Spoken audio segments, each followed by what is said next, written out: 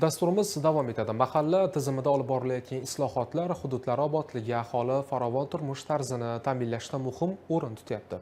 Bu jarayonlarda tashabbuskor yurtdoshlarimiz ham imkoniyatlardan unumli foydalanib, jamiyat rivoji uchun hissa qo'shyapti. Shofirkon tumanidagi Mirzoqul mahalla fuqarolar yig'ini misolida mavzuni hamkasbimiz davom ettiradi.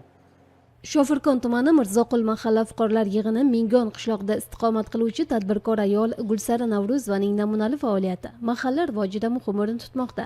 2016-yildan tikuvchilik yo'nalishida ish boshlagan hamyurtimiz bugun o'z tashabbusi bilan hududdagi xotin-qizlarning bandligini ta'minlashda hissa qo'shyapti. Bu maqsadi yo'lida esa davlatimiz tomonidan berilgan imkoniyatlardan ham unumli foydalanganini ta'kidlaydi. 2016-yilga 20 million kredit olib 8 ta ishchi bilan boshlaganman. 8 ta ishchi bilan boshlab, mana shu faoliyatni 2002 yilga kredit olgan bo'lsam, faoliyatni o'sha kreditimizni 1,5 yil hisoblab to'lab berganmiz. Keyingi ishonch hosil qilganimiz uchun bankimiz yana yordam qilib, 18-yil boshida yana 30 million kredit bergan. Shu bilan kreditlarni hammasini o'z vaqtida to'lab, ishchilarni ko'paytirib, shundan 12, 18, hozirgi kunda 25 tadan oshiq ishchilarimiz bor. 23-yildan beri Muno markazi bilan shartnomamiz bor.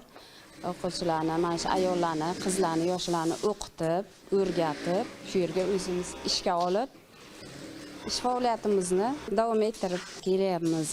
Matodan ko'ylak lozimlar ayollarga, qizlarga shunaqa narsalar tikib bozorlarimizga chiqarib, yana o'zimizni ichki bozorimizdan tashqari, ana Qozog'iston, Tojikiston, Turkmaniston, Qirg'iziston mana shular bilan ham shartnomamiz bor. Shularga ham o'zimiz mahsulotlarimizni yetkazib beramiz.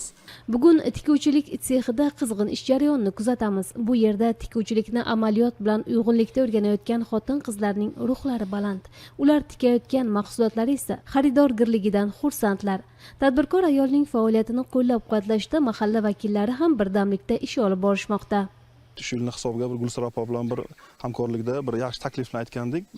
Shu o'zimizni mahallamizda ishsiz yurgan, doimiy daromad manbaga ega bo'lmagan hamda kambag'allik reyestrida turgan, hamda ayollar daftida turgan bir ayollarimizni olib, shu yerda bir sizni o'sha tikuvchilik sexida bir o'qitib, shularga bir boshlang'ich yo'nalishini ochib bersa, keyinchalik bular o'z yo'lini topib ketgandan so'ng ularga bir subsidiyami yo boshqa yo'nalishlarda bir faoliyatni kengaytirishga bir yordam berardik degan bir yaxshi taklifni bergandik.